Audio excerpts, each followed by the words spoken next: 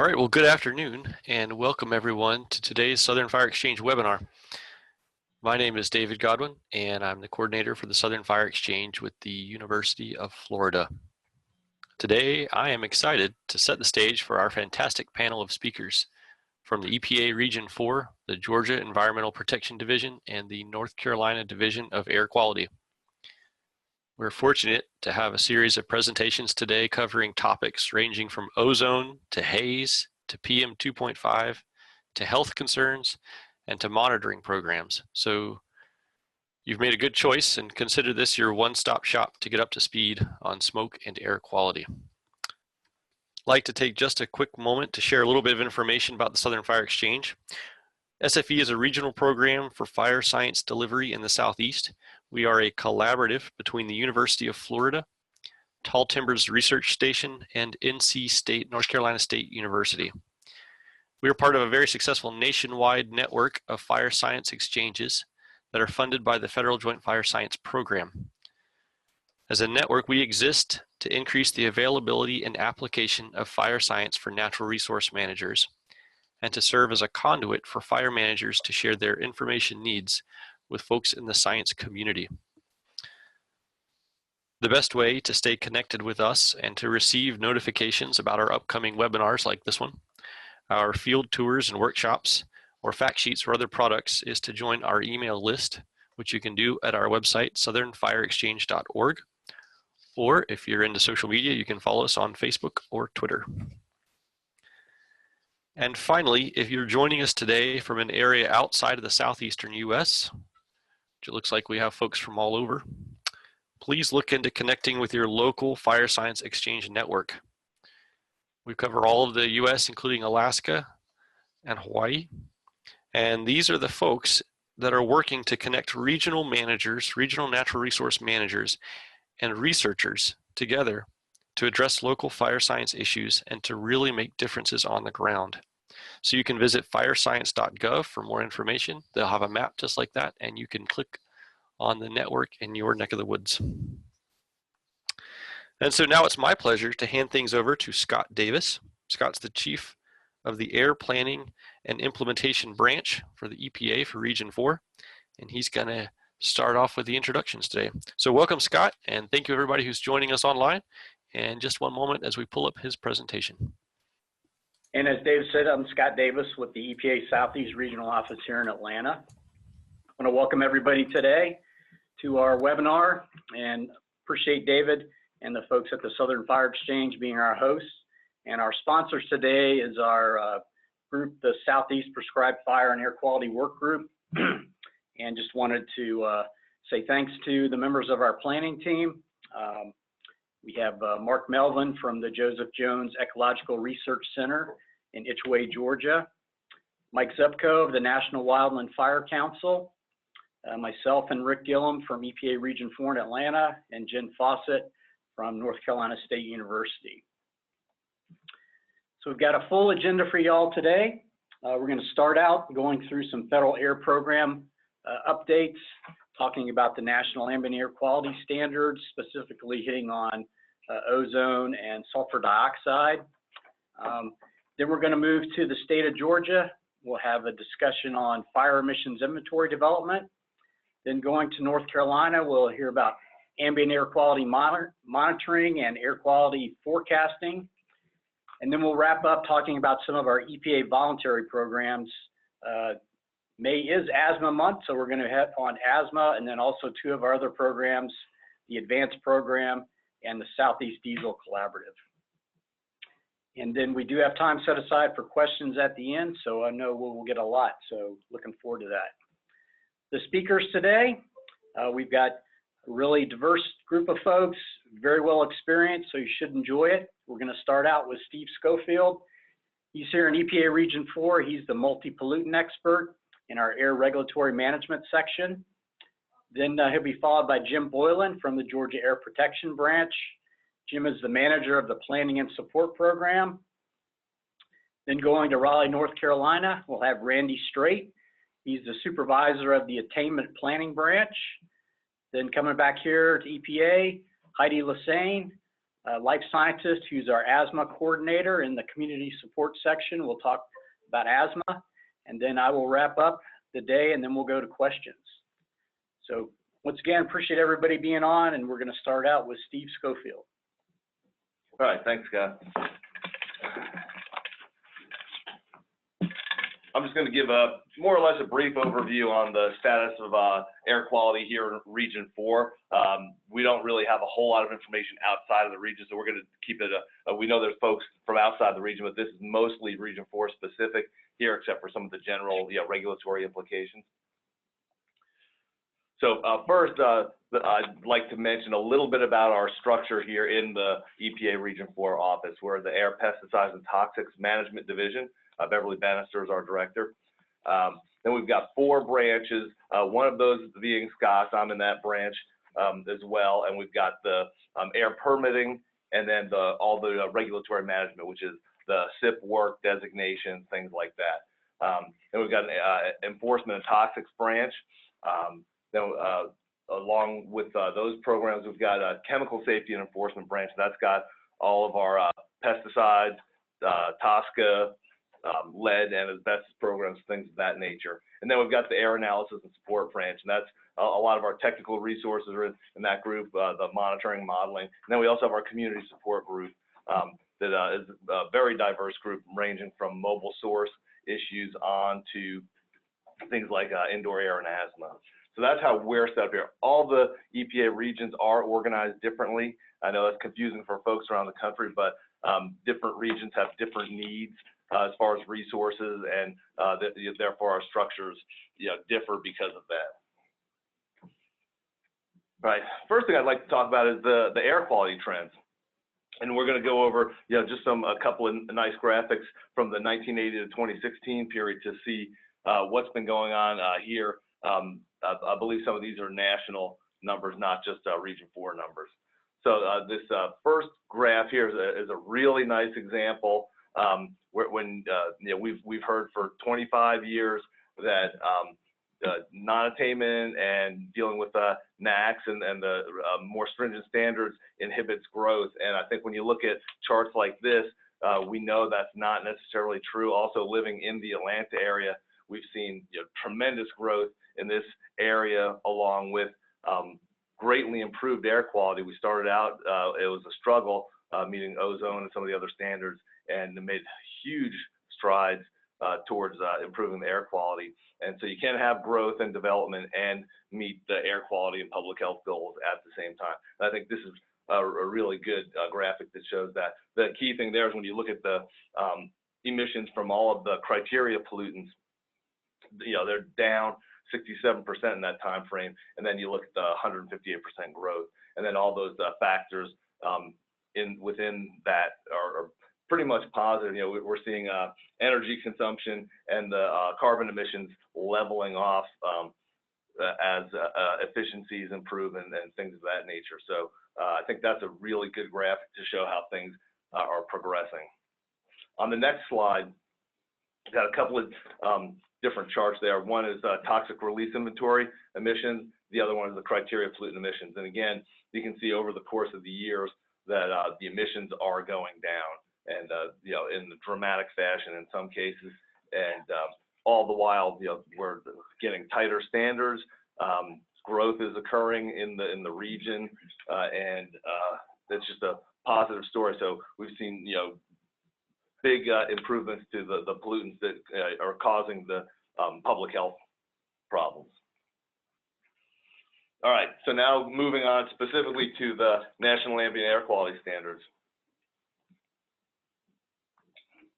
I'm going to talk about ozone and PM25.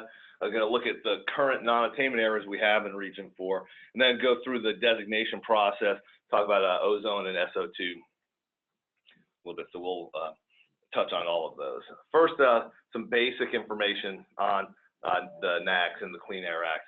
The Act requires us to set standards and review those standards on a regular basis for 6 pollutants. We have 3 different designations available to us. Non-attainment is for an area that's not meeting the standard. Attainment or unclassifiable are for areas where either it's attaining the standard or we don't have information to make a decision on that standard. So in the cases of both attainment and unclassifiable, there's no further work that area needs to do in terms of meeting air quality standards. The non-attainment areas, of course, have some additional things where they've got to attain by a certain date and implement measures to demonstrate that long term. And then the state and local governments, go through the planning process themselves and come up with a demonstration showing how they will meet the air quality standards, and they submit that to the regional office to be approved in their state implementation plan. So that's sort of the process on how we go about doing that. There's a lot of work in between all those steps, by the way. It's not as simple as it sounds if you're not familiar with it. Next slide, looking just at ozone and PM2.5. First of all, I'd like to point out the bottom rows in each one. Currently, as far as effective date, we just did ozone designations for the 2015 standard, and I'll get into that. But right now, effective designation, we have 0 non-attainment areas for both pollutants, and that's again a remarkable feat given that the standards are much more stringent than they had been in the past, and there's been tremendous growth in the southeastern United States. So when you look at the progress, the areas that were not attainment and then redesignated back to attainment, I think I'm impressed by that, and I work in this every day, and still it's remarkable to see zeros for both of those pollutants. Used to be, we would have 20 to 30 areas every time we looked at designations for both ozone and PM2.5 where there was issues with the monitoring data, and those numbers have just come down, and along with that, we're getting corresponding public health benefits from the improved air quality. All right, so for ozone 2015 standard, we revised the primary 8-hour standard on October 1st, 2015, dropped that level down to 70 parts per billion. Final designations were required within 2 years of the NAAQS revision, and then states and tribes are required to submit their plans, in this case, by October 1st, 2016. In November 2017, we did designations for most of the country for areas where they were going to be designated as untainment, unclassifiable for that standard. So that got the majority of the areas designated. Then we had to follow up in December of 2017 for the remaining areas where we had data issues and whatnot, and that's where we had the non-attainment areas that we looked at for 2015. So we kind of did a little bit different process this time, because we normally do that together, but we separate those out a little bit because we needed additional time for more information to come in on this ozone standard. So then on April 30th, we just had an action signed where we completed designations for all of the remaining portions of the United States except for San Antonio, Texas. So the 2015 ozone standard is complete then as far as designations go. We had 3 areas on that list in Region 4, and those being Atlanta, Georgia, and then the northern Kentucky portion of the Cincinnati, Ohio area, and then Louisville, Kentucky.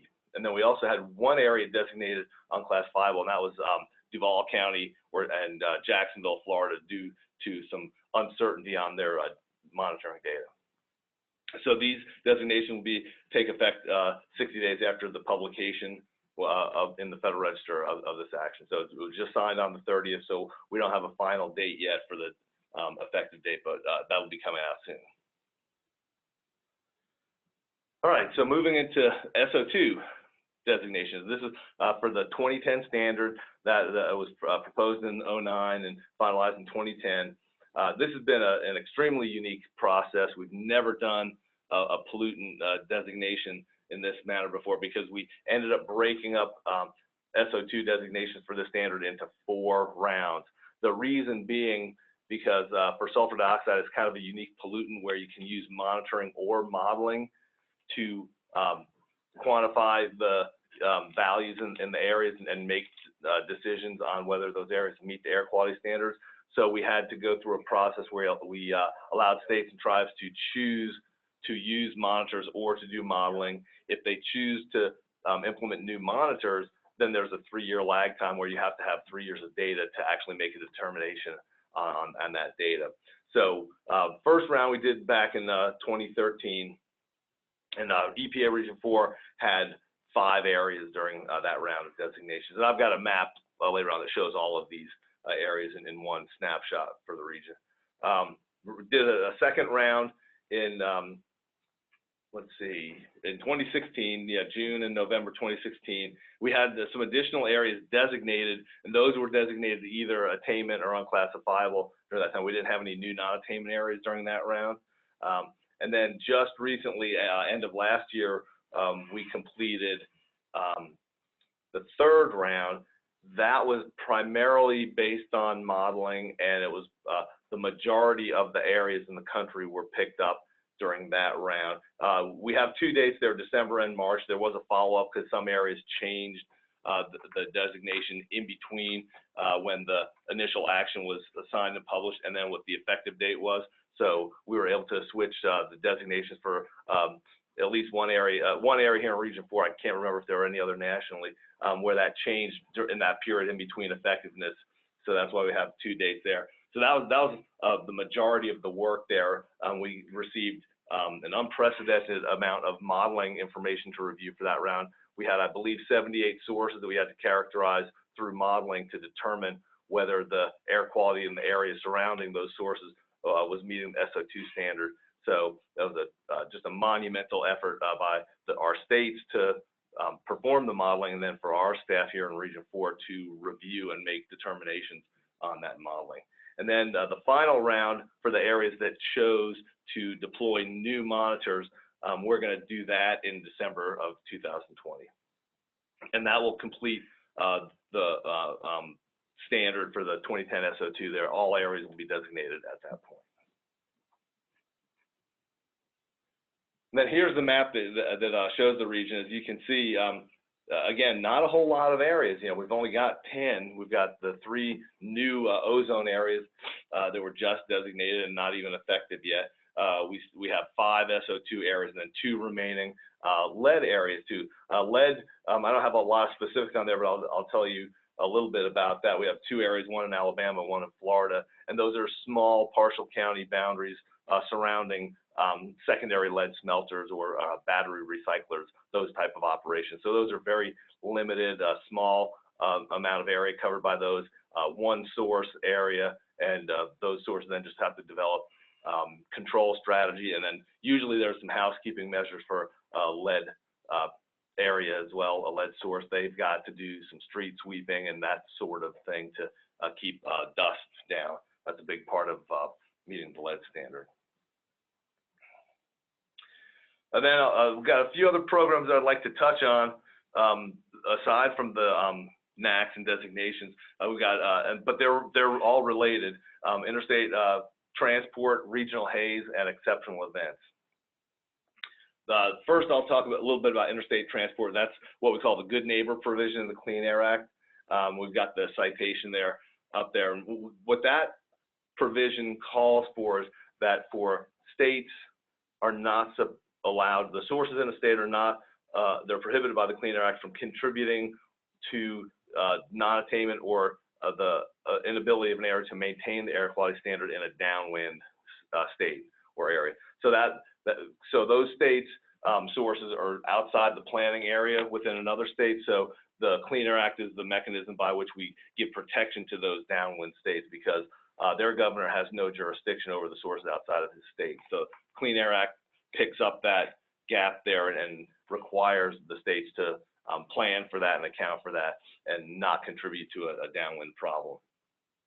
So most recently, you know, our states have to, every time we have a new standard or revised standard, the states are required to submit a plan to document how they're going to prevent that type of interference with attainment or maintenance of the air quality standard. For the 2015 ozone NACs, we just put out a memo and supplemental information that gives them guidance on how to do that, the Good Neighbor SIPs for the ozone standard.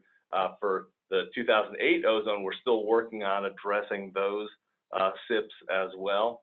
And then for the SO2 NACs, we're working with our states on working out an appropriate analytical approach for developing those SIPs. And those can be complicated. It's not a simple process there. We got to go through like a number of provisions. There's about 10 provisions in that section of the Clean Air Act that you have to account for. So we're working with our states, you know, very regularly to try and meet that requirement of the Clean Air Act. All right, let me move quickly into regional haze. That's one that's, you know, definitely has a place here with the prescribed burners and issues like that. Regional haze, that program was developed not out of public health, but that was the welfare provision of the Clean Air Act. So, and that works towards reducing visibility impairment in Class 1 areas, our national parks and wilderness areas, things like that, so that your view is unobstructed due to air pollution.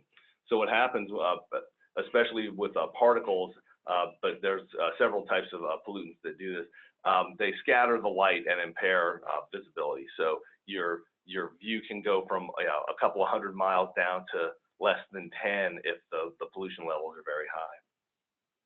So the Clean Air Act established those protections for the Class 1 areas, and we set a goal to reach the visibility conditions in those Class 1 areas. And I believe the end date in the Regional Haze program is 2064, so it's a long-term program. It's got milestones in between about every 10 years. States have to reevaluate their plan and reevaluate the visibility impacts and look at all those factors. And we have some like mid-report updates as well to kind of make sure everyone's just on track to keep the visibility improving and the impacts from air pollution decreasing. So the first plans were due under that program in December of 2007. The next one coming up are going to be due in July of 2021. And then, yeah, there are progress reports due in between those times, just to make sure everyone's on track. This map here shows all of the Class 1 areas and wilderness areas. As you can see, the majority of the Class 1 areas are in the western United States, but the majority of the pollution that causes visibility impairment is in the eastern United States. So both areas have kind of unique problems with visibility. So, yeah, in general, the visibility is a longer distance out west, but the impairment is still significant when you're looking at parks like Grand Canyon and things like that. So you don't want to obstruct the view when people are going out to visit the parks. So that shows where those areas are. Next thing I'll talk about, just real quickly touch on, is the exceptional events rule. Exceptional events are those unusual or naturally occurring events that we can't control but that affect air quality, and they're not reasonably controlled by techniques that the states or tribes can implement their measures to control those. So that includes events like wildfires, and we've got an example there of Gatlinburg, Tennessee, or stratospheric ozone intrusions, and then volcanic and seismic activities, like in Kilauea, Hawaii. We got a picture there. So obviously, we can't control those type of events, so we have to figure out a way to deal with the emissions from those and their impacts on air quality. We've had a strategy in place for that, but with this latest version in September of 2016, what we're trying to do is really streamline the process because it's very complicated.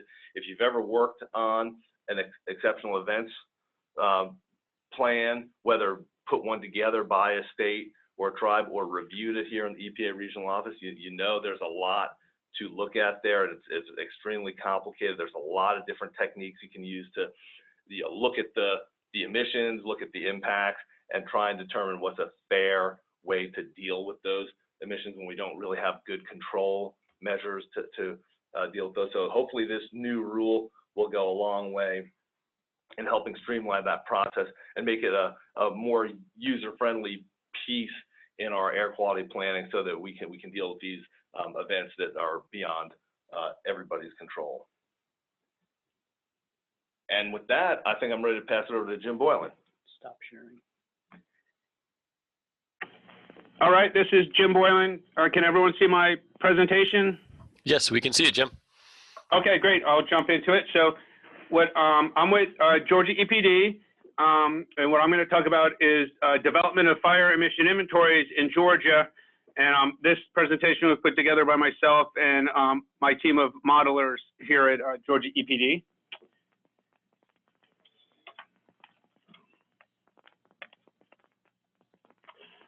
Okay, so in Georgia, prescribed fires typically burn more than 1 million acres of forested land each year. We have wildfires, but they're typically smaller, but sometimes we do get large wildfires. The wildland fires emit large amounts of criterion hazardous air pollutants, and we need to understand the air quality impacts of the wildland fires so our forestry partners can maximize the use of prescribed fires in resource management at the same time as minimizing the public health and environmental impacts of smoke from the prescribed fires. So we wanted to understand the fire impacts, and usually the first thing we do is develop a comprehensive wildland fire emission inventory. Includes things such as the total emissions, the timing, the location, speciation of pollutants, plume rise into the atmosphere, and then splitting of flaming and smoldering phases. So once we develop this inventory, we like to compare the emissions from fires to our other source categories to see how important they are. And then we also like to perform air quality modeling and sensitivity analysis to look at the impacts of the fire emissions on the ozone and PM25 concentrations. And then finally, we examine the impacts of prescribed fires and wildland fires on ozone and PM25 exceedances of the NACs. And I'll kind of close out with a couple of examples at the end.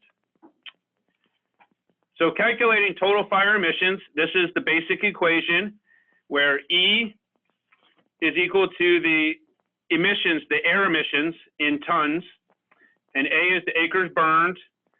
Fuel consumption is the tons of fuel per acre, and then the emission factors is the pounds of air emissions per ton of fuel. And basically, you multiply the three numbers together, and you get your emissions, your air emissions. It's actually not as simple as that, and I'll go through the steps that we do in developing our inventories. But one of the first things we start with are we work a lot with our Georgia Forestry Commission, and they are able to track wildfires in an Excel spreadsheet with the area, the date, the time, the location, and the fuel type, and we can use that information in calculating emissions. And they also have an electronic permitting database for prescribed fires, agricultural fires, and land clearing fires. And in that, we get the permit area, the date, the location. Most of the locations are at county level, where we would use the county level centroid for placing it, but we do get more precise latitude and longitude for the fires that are greater than 100 acres. And this Georgia GFC has an online database, and Georgia EPD has been granted permission to have direct access to the database, so we can go in as permits are being issued and actually see where these permits are being issued as they're being issued. This slide is a summary of burn areas by different fire types coming from the Georgia Forestry Commission. We've got prescribed burning, which is by far the dominant type of burning here. Typically over 1 million acres per year of prescribed burning. We also have agricultural burning, land clearing, and then wildfires that are really periodic. When you have large wildfires, you can have large emissions. So since our emission inventory is based off permit records, you know, the question is, how accurate are the permit records? Sometimes someone might get issued a permit and not burn, or someone might get issued a permit and then burn more than they're permitted to burn. So Georgia Tech actually did a research project investigating this through surveys and follow-up surveys of burn permits. And this is showing 2 years worth of data, 2016 and 2017. And in general, what you see is sometimes people burn more and sometimes they burn less. But on average, it basically cancels out. And in general, you get a pretty accurate accounting of how many acres were burned in the year based on the permit records.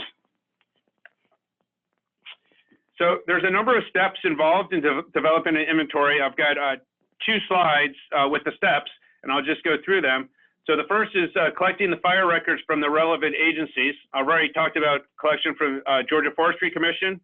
We also collect fire records from 3 different military bases here in Georgia, and then we also collect records from our federal land managers. Then we check the quality of the data received. We look at the location information. We look at the date and time information, and we do some QA checks to make sure that the information makes sense. If the lat and lawn information is missing, but we have the county information, we use the county centroid to fill that in. Then we have to reformat the data from different sources into a consistent format. And then the next step is to calculate the fuel types based on the latitude and longitude and the FCCS fuel map. If the lat and long is missing, we would use the county centroid. So the fuel beds map is here. This is a national map showing the different types of fuel across the country.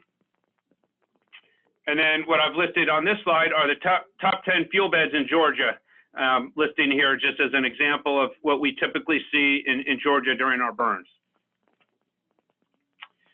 Okay, so the next step in developing the inventory is to estimate the fuel consumption and the emission factors based on the fuel types. So those FC and emission factor were 2 of the parameters that went into the emission category. So we have Southeastern specific fuel consumption and emission factor tables by NFDRS fuel types, and then we need to match the fuel types with the FCCS fuel types because they're 2 different types of categories. And we just basically need to match them up, and then we can pull out the emission factors and the fuel consumption. And then we calculate the wildland fire total emissions for the criteria and the HAPS pollutants using the equation that I presented earlier. The emission factors for the HAPS are provided to us by EPA. Then we need to do quality assurance checking of the emission estimates by comparing with previous inventories to make sure that they make sense. And then we need to do splits by flaming and smoldering using the consume model. And then we calculate the fire emissions by flaming and by smoldering. And then the final step is to convert this information into the EPA EIS event format and submit it to the EPA EIS system, which goes into the National Emission Inventory. So there's a lot of steps, a lot of tedious steps along the way with a lot of QA checking. So once we get there, there's a number of inventories out there. So Georgia has specifically developed fire inventories for 2005, 8, 11, and 14, which are the NEI triennial inventory years. In addition, we are currently developing fire inventories for 2015 and 16 annual inventories, even though they're not NEI years. But we've actually made a commitment that every year we're going to develop a full fire inventory for the state of Georgia. That way we have the emissions that can be used in modeling and hand them to EPA for any modeling that EPA is doing. So going forward, we will be developing annual fire emission inventories every year. In addition, there are some regional inventories for the Southeast. So there have been a couple of projects between the CESARM states, the collaboration between 10 CESARM states and the FLMs. And there was the VISTAS project that actually developed a full 2002 fire inventory.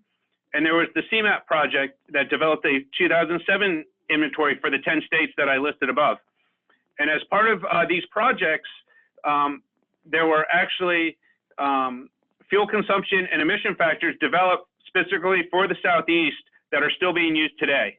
And the VISTAS project developed them, and then they were improved upon during the CMAP project. And those are what we're using when we do our in-house calculations.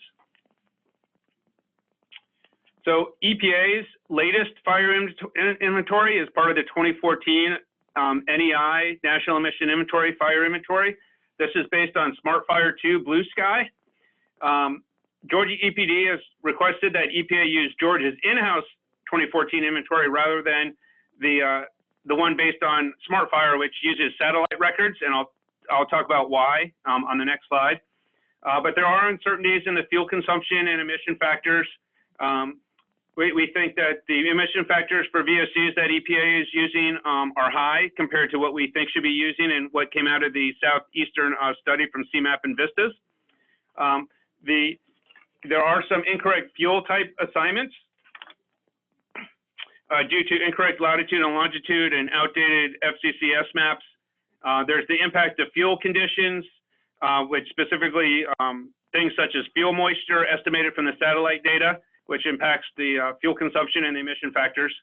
And then finally, there's the need to improve emissions for flaming, smoldering phases, which have different plume rises and different air quality impacts. And in the 2014 inventory, EPA lumped smoldering and residual smoldering together and flaming by itself. The way Georgia did it, we did flaming and smoldering together because they occur simultaneously. And then a residual smoldering separately, and EPA, we've heard, in going to the 2017 inventory, is going to basically move to the approach that Georgia is using, where smoldering and flaming are together and residual smoldering are separate. And in fact, that's the way when you take the measurements, since flaming and smoldering occur simultaneously, the emission factor measurements are actually a combination of the two. So this is a slide from a journal article that came out recently, looking at satellite detections versus permit records in Georgia.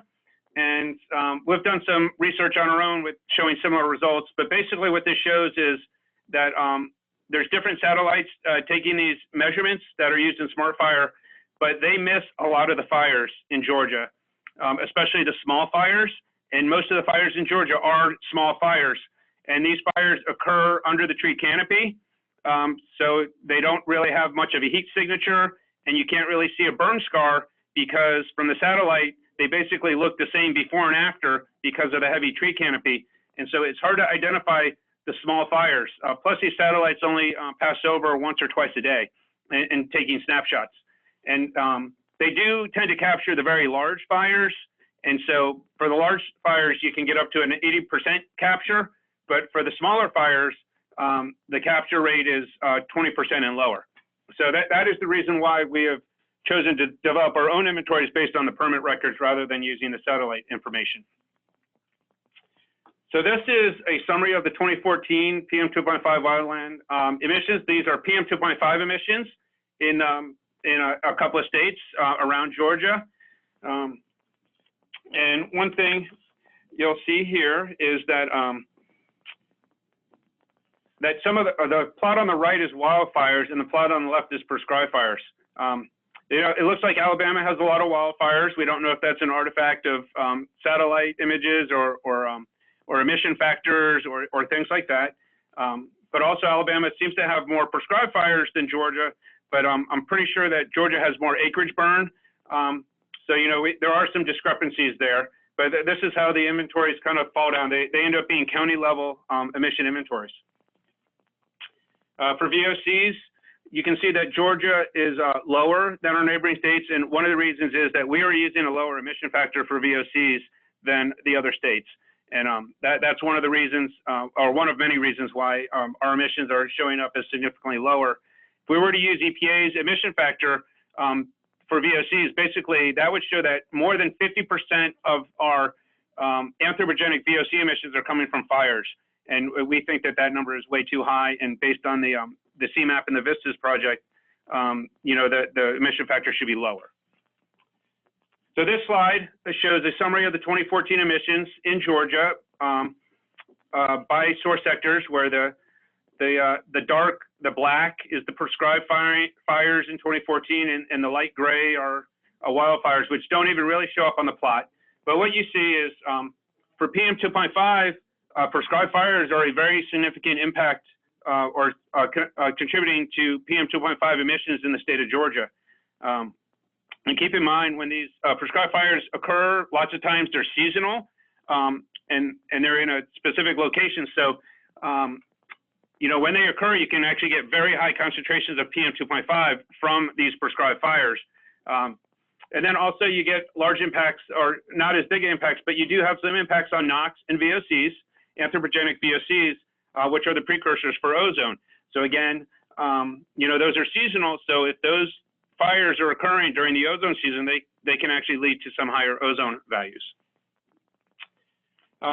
We are doing a lot of collaboration with the Georgia Forestry Commission to try to improve our inventories. In January, GFC, with the help of Georgia EPD, applied for the 2018 National Environmental Information Exchange Grant Network grant. And if this is awarded, it would be used to develop a new web-based prescribed burn permit tracking system to collect even more detailed information on prescribed burning, which in turn could be used to improve our inventories. We're also working with GFC to improve the fuel types information and the typical fuel consumption tables. And part of that was done, EPD has done a survey, and we've heard back from most counties getting some very valuable information that will be used going forward to help get more accurate emission inventories. So my final couple of slides, which might lead into Randy's talk next, is showing some impacts from fires, prescribed fires on ozone and PM25. So this was a prescribed burn, a very small 2-acre burn, literally right next door to our ozone monitor. And what we saw were 8-hour ozone values of 104 ppb, and the next highest at that monitor in that year was 67. In fact, the 1-hour ozone values were over 500 ppbs for between 11 o'clock and 1 o'clock.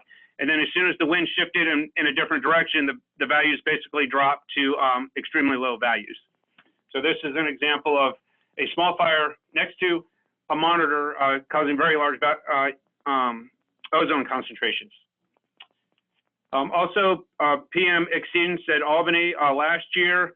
The red dots here on the left are from the NOAA hazardous mapping system, fire locations and smoke plumes, showing the exceedance in Albany. We look at back trajectory, showing where the wind was coming, blowing over these fires, shown in the satellite in the red. We also go in and look on the left at the Georgia Forestry Commission permits and see what was permitted, and we can see how big the permit was issued for how many acres, and look at that. And then we also look at satellite imagery. This shows the MODIS satellite imagery for that day, and you can clearly see the smoke plumes coming from multiple prescribed burns that led to the PM25 exceedance in Albany on that day. And that's my contact information. So with that, I think I'll turn it over to Randy to do his presentation. You see something? All right. Yep. Now we can see it. So if you hit from the beginning. Okay. There we go. You got it. All right. Sorry about that. No worries. All righty. So I'm going to talk about the ambient air quality monitoring, the network that we use in North Carolina, and it's generally used in most states. And then, or there's several networks, and then I'll talk about the air quality forecasting that we do. What is ambient air monitoring? It's really the systematic and standardized sampling and analysis of pollutant concentrations in the ambient air that we breathe, and all as following US EPA approved methods. This is really an integral part of our air quality management program, and it's very much a coordinated effort between the US EPA, state, local, and tribal agencies. The picture here is of a monitoring station in Raleigh, North Carolina, and these are expensive to maintain and operate, but they're very much worthwhile. And some of these stations serve multiple networks. The next slide here just identifies monitoring networks on the left-hand side of the screen. And they really are designed to support various titles of the Clean Air Act, as shown in the middle of the screen, and then on the right it's a lead agency, or the agencies that have the lead responsibility for implementing and maintaining the networks. And the state and local agencies have responsibility for what we refer to as the SLAMs, or state or local air monitoring stations. There's 3 sub kind of networks associated with that, with the SLAMs monitoring network, and all of these are aimed at monitoring air pollution to track compliance with the National Ambient Air Quality Standards. EPA has the lead on 3 of these. One, the Improved Monitoring Network, is used to track visibility impairment in federal class 1 areas, which is really our national parks and wilderness areas, as a part of the visibility or regional Haze program. They also take the lead on the National Air Toxics Trend Stations Network and the CASNet network, and then the CASNet network, as well as the National Atmospheric Deposition Network. which is operated by the U.S. State Agricultural Experiment Stations, are really, these are more kind of monitors deployed in rural areas, but they track pollutants that contribute to acid deposition. The next 3 or 4 slides, there's a lot of information in them. I provided it as a reference for folks to go back and look at if they'd like. Because of the time limit here, I don't have a lot of time to spend on them, but this one is just showing the pollutants that are each of the monitoring networks record, and most of these, or many of them, are these pollutants are also included in wildland fire smoke. This slide shows the sampling frequency that the monitoring networks are recording pollutants for ozone and PM25. Several of them are recording hourly averages, and others are recording 24 averages that are collected every 3 to 6 days. I believe the improved monitoring network that's tracking visibility in the national parks and wilderness areas is collecting data every 3 days. So it just depends upon the objective. The frequency of sampling depends on the objective of the monitoring network and the resource constraints associated with operating that network. This next slide, there's a lot of different uses for this monitoring data, and this is just listing some examples. Probably the most important to us from a day-to-day basis is supporting our air quality forecasting program. It's, the monitoring data are also used to track compliance with the National Ambient Air Quality Standards and tracking long-term trends in pollution over time, and also trends in visibility conditions in our national parks and wilderness areas.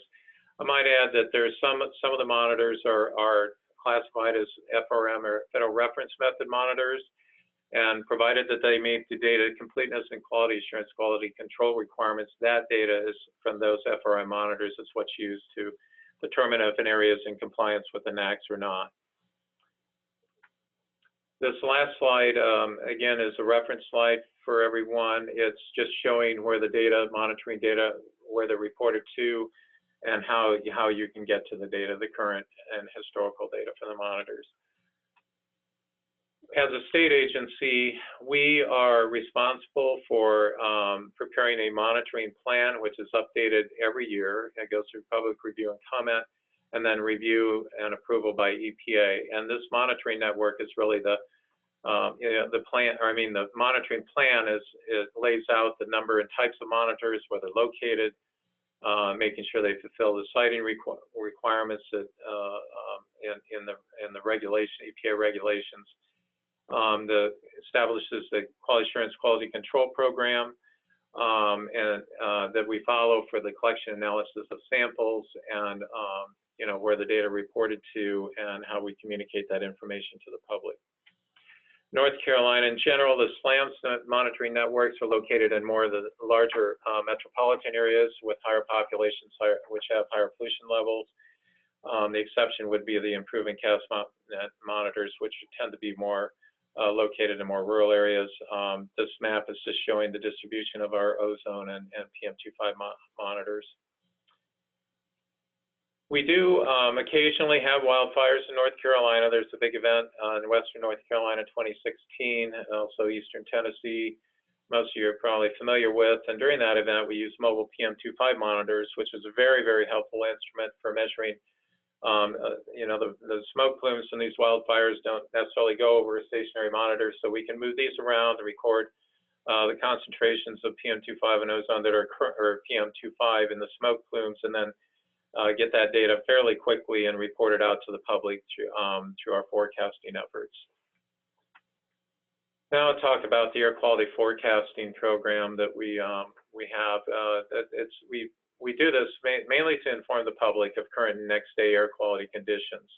And this especially populations that are sensitive to air pollution rely on accurate forecasts to plan their outdoor activities to minimize exposure to elevated pollutant concentrations.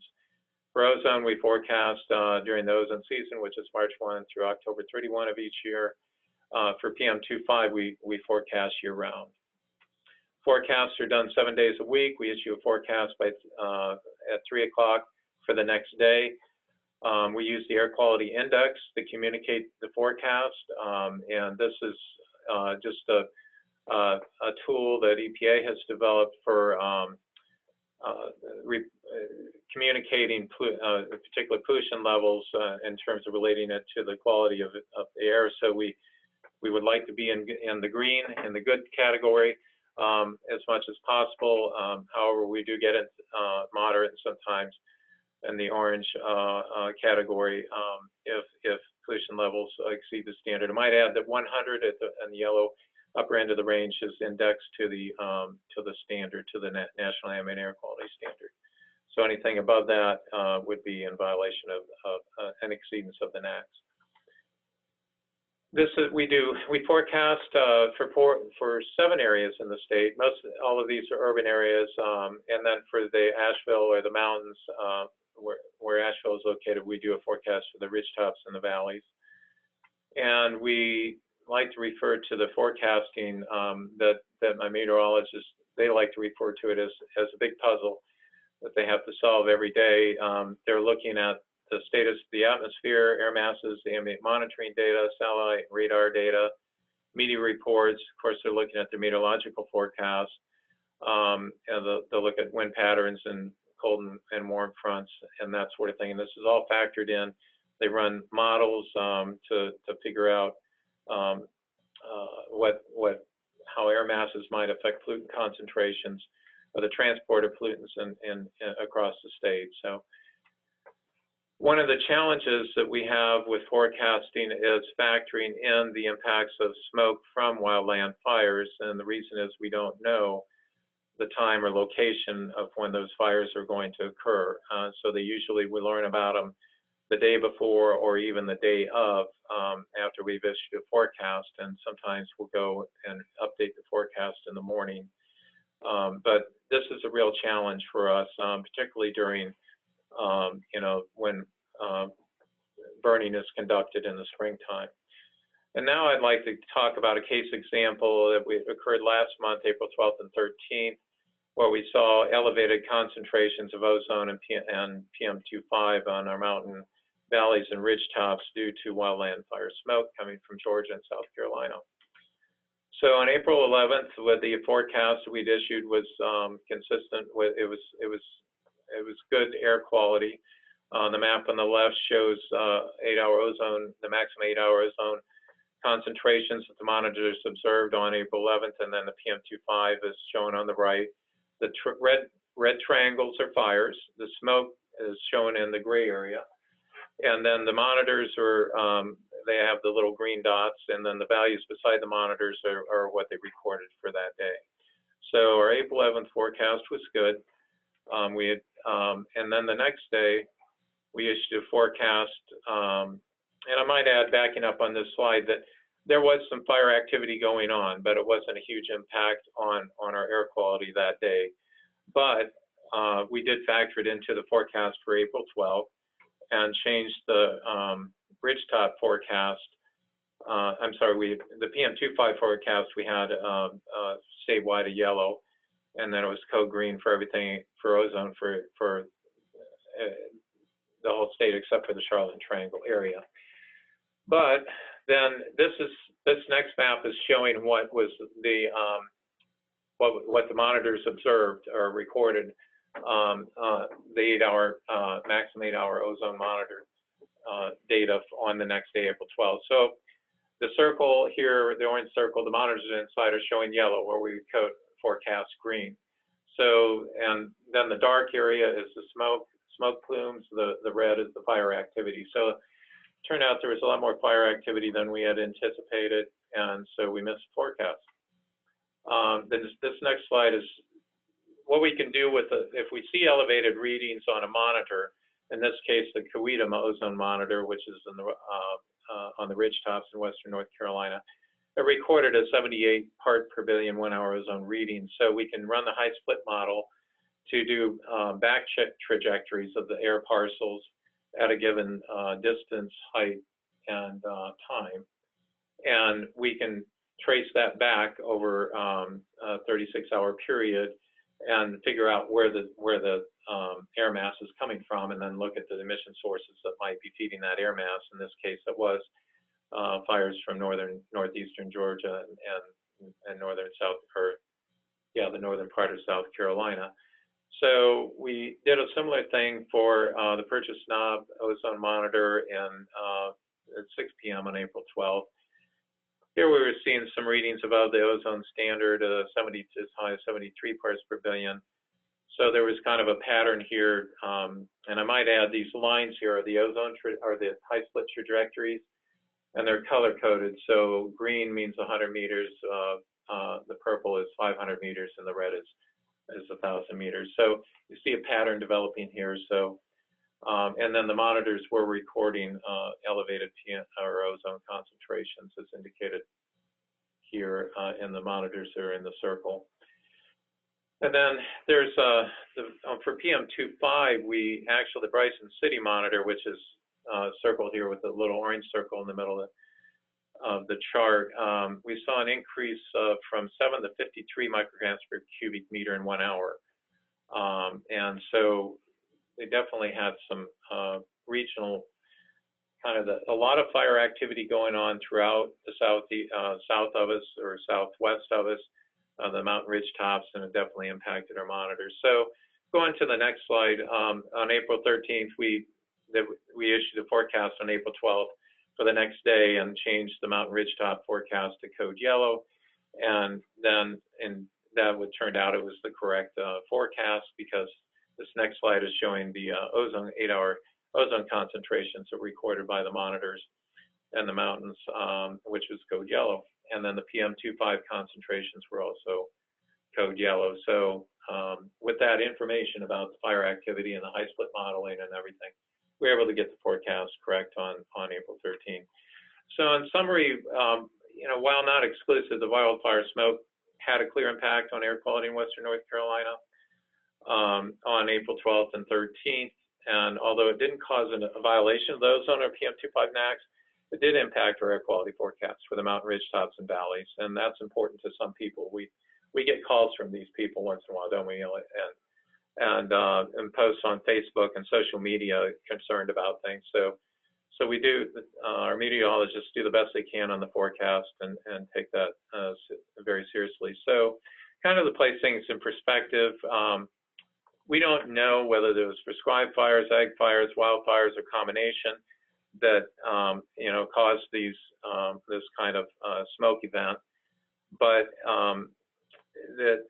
so it would be helpful if there was some way we could get more information on knowing the type, location, and acreage of burns going on around us, North Carolina, which is a difficult task to do on a given day. But we could improve our forecast if we had that information. But to place things in perspective, events like this occur we see them about 1 to 2 times per year, typically in the March to May time period.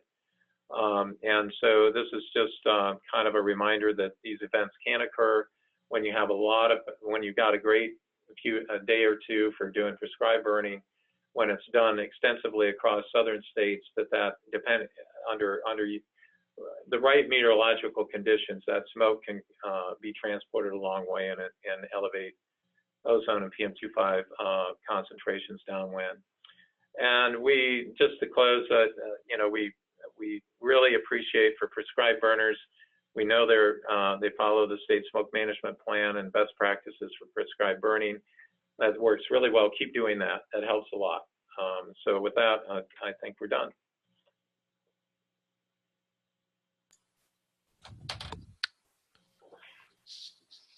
All right, Randy, thank you. And I think next up, we're back to the EPA folks in Atlanta. Yep, and we're getting synced in.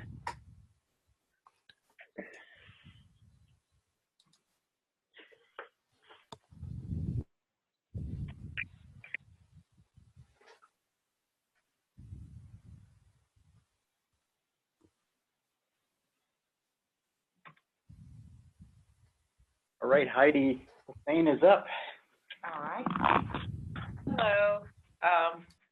As we're talking today, we're reporting in from Atlanta, and today is a yellow day for us, and tomorrow will be an orange day for ozone, and especially concern of sensitive groups.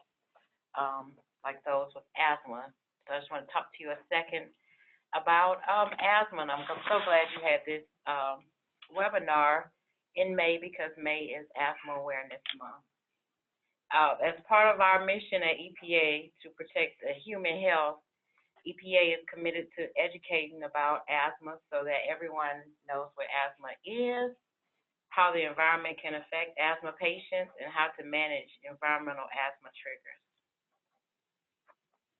Like I mentioned, May is Asthma Awareness Month, and each May, thousands of organizations join together for Asthma Awareness Month to increase public awareness of asthma epidemic and to take action to get asthma under control in communities across the nation. Asthma affects more than 23 million people of all ages and races, and though asthma is widespread, public awareness of common asthma triggers and effective management of asthma strategies still remains limited.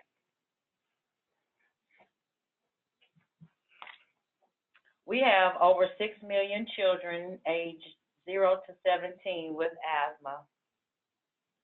Poor and minority children are suffering at a great burden of this disease. It is so critical that we promote synergy across the programs and agencies that affect asthma management in order to reduce this burden and these disparities. I just want to mention out of this slide that we have 9 people a day of die due to complications of asthma. And most people cannot afford the medication. So we still, in 2018, still have this problem. So asthma is a serious, sometimes life-threatening chronic respiratory disease. Although there's no cure for asthma yet, asthma can be controlled through medical treatment and management of environmental triggers.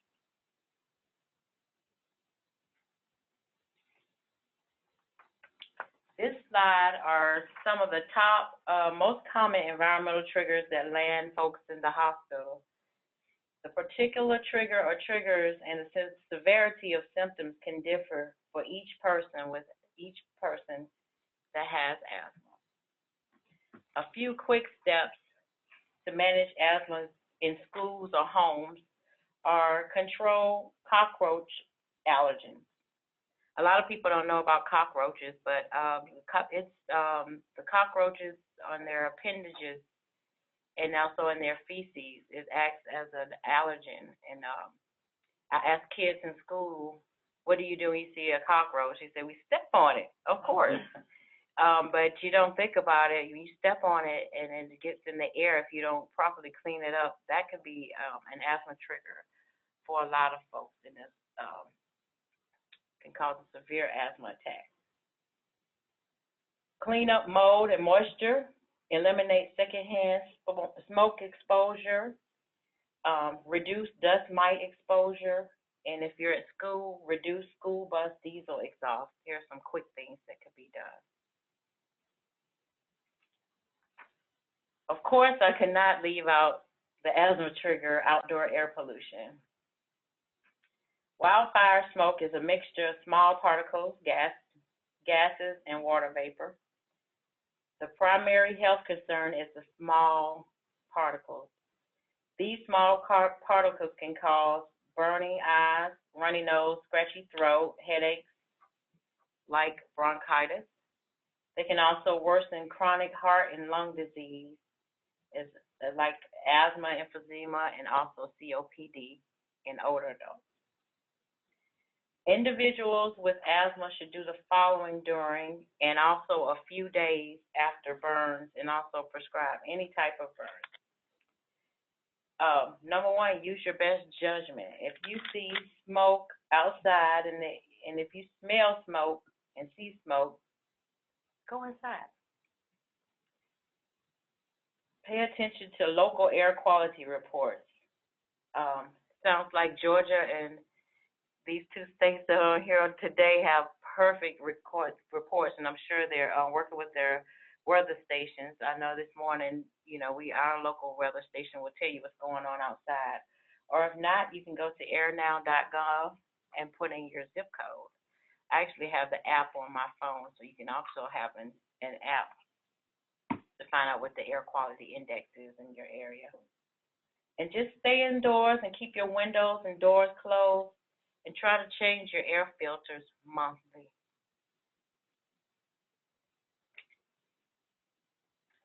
Studies have shown that there are lag times of 3 to 6 days associated with asthma attacks after a burn. So please continue to communicate with your healthcare providers in the community before prescribed burns. Perhaps they can continue to remind severe asthmatics to take their routine medications and to stay inside for extended time. Or make sure school kids have their rescue inhalers in hand, or that they are registered with the school nurse.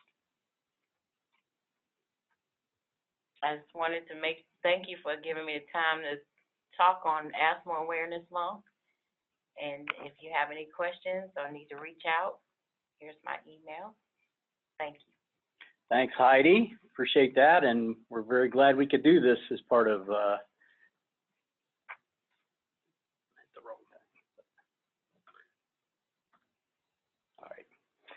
So I'm going to wrap it up real quick, talking about two voluntary programs. We heard a lot about regulations today, things that are done as in regard to regulations.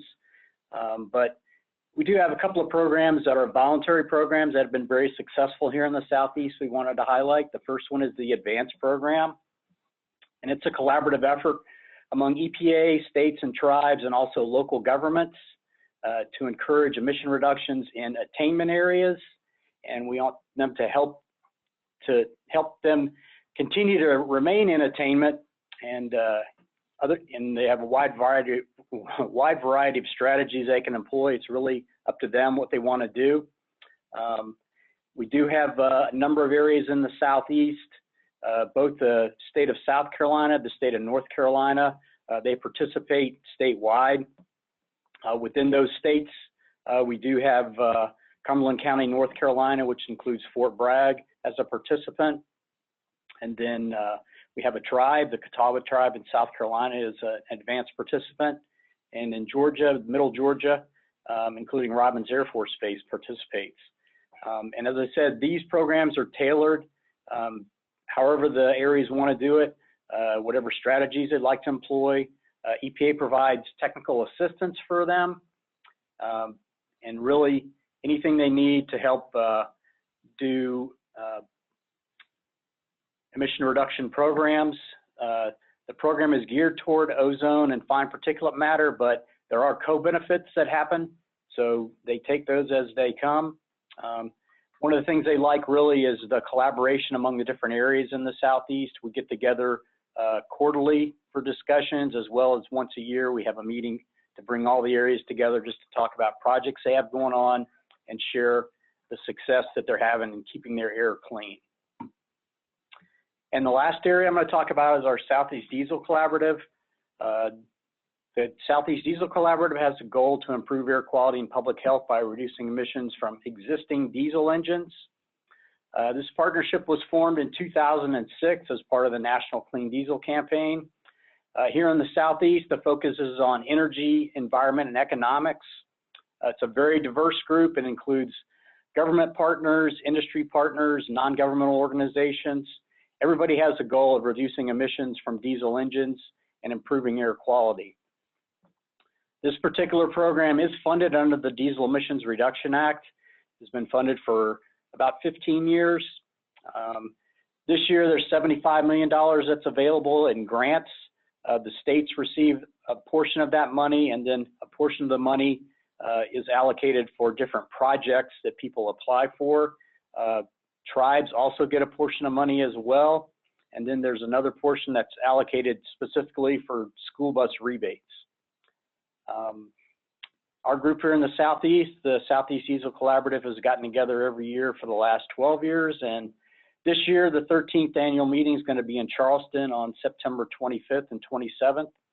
The key thing about both of the Advanced Program and the Southeast Diesel Collaborative is it is open to groups under the advanced program. Any group can participate.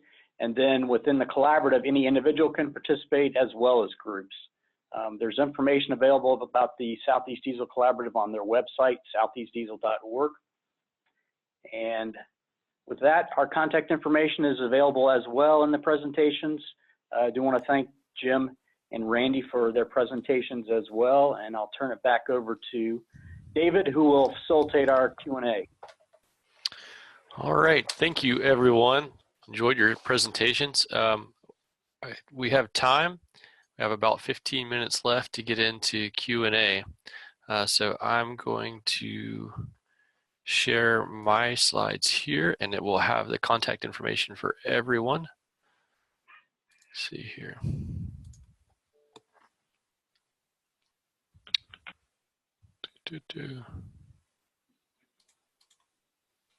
Right there. Should be able, oops. There, you should be able to see that. Yep, we got it. All right, good. So we had some questions come in, and for folks still on the line, if you have questions, you can go ahead and submit them through the Q&A window in Zoom, and we will get through to those. One of the questions that we had came in, and I think that we might have covered it in the chat window, and it might have been in some of your graphics, but just a quick summary for those who are outside the region. What are the states that are included in EPA Region 4? So we have Florida, Georgia, Alabama, Mississippi, North Carolina, South Carolina, Tennessee, and Kentucky. Okay. All right, so it's for the portions for folks who are familiar with the U.S. Forest Service. It's similar to the southern region, but missing a few states. So we had another comment come in, and they said that not all air monitoring sites are FRM sites. Could you explain what FRM air monitoring sites are and how they are part of the official designation for a non-attainment area?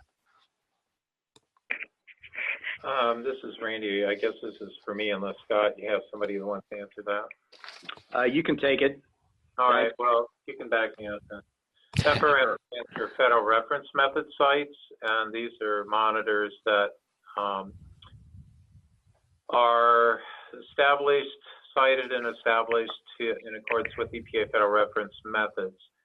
And provided that the data that they record meet completeness and quality assurance criteria, they are used to determine a state in areas that attainment status with respect to a given national ambient air quality standard. Not all monitoring sites are FRM sites, but many of them are, particularly for the science network, I believe, and in particular. So just hope that answers the question. Yeah, and just to add, for designations, we actually need to use 3 years of quality assured data for doing designations. So that's why it's so important to have good data. Okay, we had another question that came in from A. Hobbs, and they asked, does North Carolina, this is probably a Randy question, does North Carolina have any brochures or flyers on prescribed burning and smoke? And do you have any resources for burners from your program? We have, well, of course, information on our website, but we do not have a North Carolina specific brochure. We use EPA's an EPA brochure entitled How Smoke from Fires Can Affect Your Health. And when we do events with the public, that's what we hand out. We thought that's a very helpful resource, which includes the AQI. But no, we do not have a brochure for North Carolina specific brochure for that. We also do have I should add, we have a brochure that we add out for open burning. And this one is basically for land clearing, anybody that does land clearing, burning, or other types of open burning, the do's and don'ts, what they can and cannot burn, and that sort of thing. Scott, do you guys have any resources while we're on it that you would like to point out or share? Okay. Yeah, Rick Gillum is here. He's going to talk about one that we have. Hey, Rick. Yeah. Hey, everyone.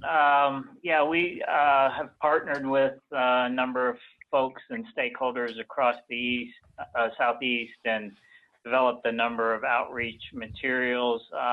We have a smoke management guide book that we developed about 5 years or so ago, and then there's a companion to that that's a smoke management pocket guide. It's a little kind of a foldable business card size guide that gives you some real basic smoke management techniques, and then there's a companion app to that as well that is a mobile device app that you can pull up on your phone, and that expands on the information in the pocket guide. So we usually like to hand out those pocket guides and refer folks to the smoke management app. If anybody has not seen one of those pocket cards and you're on the line today and you would like to have one, I have a bunch of them and I'm happy to send them to you. So you can, my email is on the screen right now.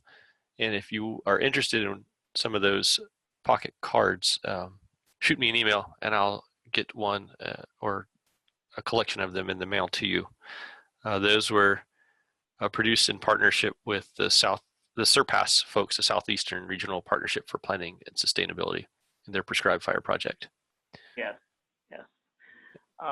And I would also mention too, to reference folks to the EPA's Air Now website, there is a link on there that talks about smoke in your health, and there is a document that came out about 15 years ago, but it was updated last year. It was a collaboration between the CDC, EPA, and the U.S. Forest Service. It gives some really good information about smoke exposure and things you can do to protect yourself from smoke inhalation. We recommend folks in the public look at that. And we have, from the Southern Fire Exchange, we have a fact sheet, a 1 or 2 page fact sheet that describes the best smoke management practices for prescribed burners, and also provides links and references to some of the other resources that Rick was describing. And that's available as a PDF on our website. And or if you have an event and you would like to share some printed copies, you can shoot me an email and I can send you some printed copies of those if you need them. So, okay, let's, thanks Rick, and thanks everybody. We have some more questions here. Let's go ahead and get to those. We had someone who commented, it says it should be noted that with a PM2.5, there is a lag time because AQI uses the previous 3 hours, and in some cases, smoke may already have left the area or has just come in, and the AQI takes up to 3 hours to account for those instances. So this person is referring to kind of the temporal lag between, I guess, the observations and when things are starting to show up. Do you guys want to talk about that as part of the monitoring system? Sure, this is Randy. I don't know, Scott, if your staff wants to jump in on this. I think what the comment is referring to is the Nowcast tool that is taking data from monitors, averaging it before like 3 hour period instead of a 24-hour period. And then that gets reported out and it's mapped to the AQI when it does that. In terms of the forecasting that we do not use Nowcast data. We're using 24-hour average data or 8-hour ozone data for ozone. And then we prepare the forecast based on that information. So it's 2 different kind of methodologies here for communicating the technical air quality impacts. And what they're saying, if it's referring to the Nowcast tool, may very well be the case, but it's not reflecting necessarily the 24-hour average for PM25. So Randy, I have a follow-up question. This is my own question. Could you talk about, do you know, are there any plans for including prescribed fire authorization data in your North Carolina air quality forecasts? Or maybe as those authorizations come in as part of the updated forecast that happen the next day?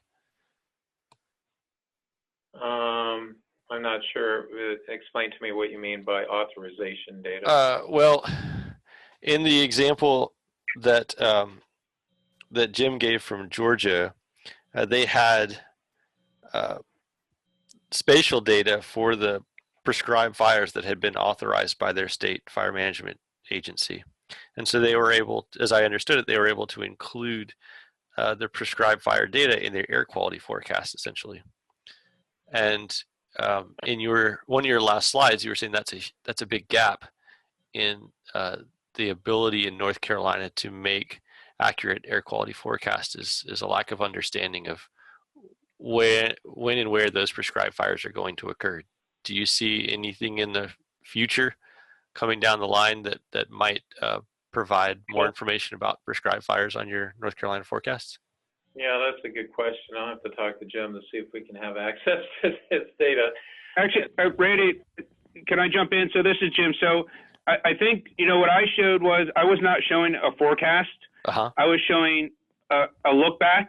Oh, so, okay. I understand that. Yep. Looking backwards. So we most of the times these fire permits are issued the morning of the burn, and the forecasts are done the day before, the day before. So there really is no good way to do this. So it's still disconnected, essentially. Yeah, but I will say that Georgia Tech, Talat Odman, has actually been working on a research project where he's actually been forecasting where and when prescribed fires will burn based on historic data, and building that into the Georgia forecast. That's not our official forecast. It's a side project that's going on, but it is something that's being worked on where he uses the historic database of GFC fires and the weather predictions to predict where the prescribed fires will burn the next day, incorporate that into their forecast, into basically the Georgia forecast, because the Georgia forecast, we work with Georgia Tech as collaborate on that. So it is something that is being looked into, and for PM2.5, that could be a big impact, being able to get those fires into the forecast. Well, I think it's great that you mentioned that, because Talat is actually going to be doing a webinar with us coming up in August, describing that project and talking about the products that have come out of it. Yeah, and I might add there's differences in terms of how fire data Georgia's, Jim, correct me if I'm wrong, but basically I think they have, if they're going to prescribe burn, they have to apply for a permit, and that gets logged. And so in North Carolina, they don't have to apply for a permit. If they're going to burn, they prepare a burn plan, and then they submit that to the North Carolina Forest Service, and they review it, and then they, on the day that they want to burn, they make a burn, no burn decision in the morning. And if they decide to move forward with the burn, then at that point, the North Carolina Forest Service will enter it into a database, and we'll have access to it. But we're not going to know about those burns until after they happen. I see. Yeah. All right, so we're starting to come to the end of our time today, and we'll go for a quick question and then one question that I'm going to ask of everybody. So one question came in from Robin, and she asked if you guys are willing to share your PowerPoint slides, and if they will be available after for attendees to download. Sure. Fine with Jim Boylan. Yeah, same with EPA. They're good. Okay, great. Well, I think I have all of your slides, and I will convert them to PDFs. And when we put the archive online, I'll make sure that there are links to download those PDFs. So thank you very much for sharing those. So my last final question for each of you is just sort of, we have quite a few folks in the management audience today from all over the Southeast and actually all over the country.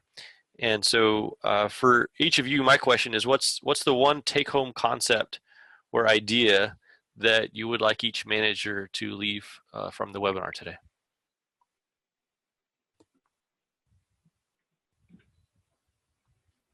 Well, I'll start as Scott Davis with EPA, and I think the biggest thing is that from our perspective, we'd like people to be informed about everything that's going on with air quality. It's a very complex subject, and as you saw today, you know, there's a lot of things going on at the state and federal level. There's a lot of nuances to it. There are regulatory requirements, there are voluntary programs, and then there are a lot of very excellent activities going on at the states that are very technical and complex. So we just wanted to give y'all an introduction today and know that our agency, EPA, we're available as well to provide additional information if you'd like it. So I'll Steve and Heidi go. Yeah, and this is Steve Scofield. One thing, the takeaway I'd like to leave with folks is, you know, what I put up there showed a lot of good news about the improvements we've made in spite of more difficult standards. But the thing I would say is don't think the job is over. We still have a lot of work to do to maintain that, because if we're not careful and keep an eye on what's going on and keep these programs running, things can degrade quickly. So I would say the work is not done. Now we have to work to maintain all of this progress, and that's a big job. May is Asthma Awareness Month. Continue to work with your partners. We still have more than 23 million people in North America with asthma, and we have a lot of work to do. So it's, as you work with your partners and just spread the word, any initiatives, if you know anybody that needs any help or any guidance with providing education and outreach about asthma, please feel free to contact me and I'll get you in the right direction. We also have a system where we can get mentors in your area that are doing that type of work. Thank you.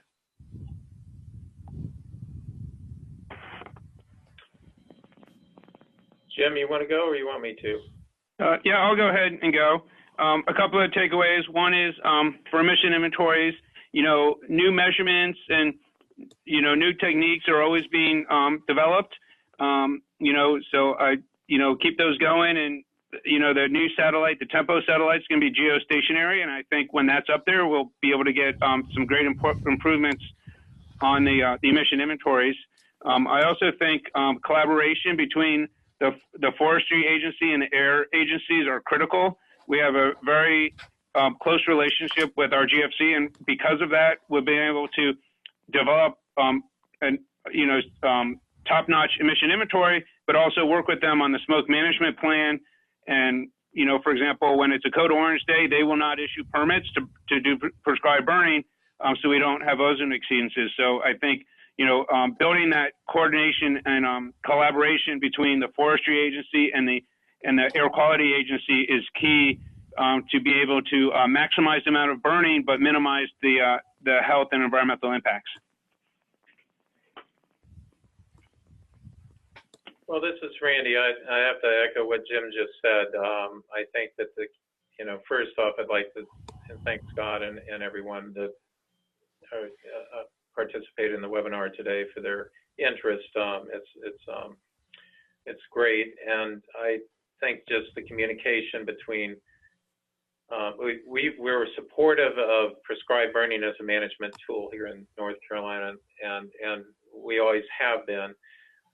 We recognize its importance for a number of things, including, you know, not only ecosystem management, but wildfire mitigation. So it's a very important tool for us, and we want to be supportive of that. We are kind of, as the air quality group, on the forefront with in terms of getting calls from people about, you know, smoke.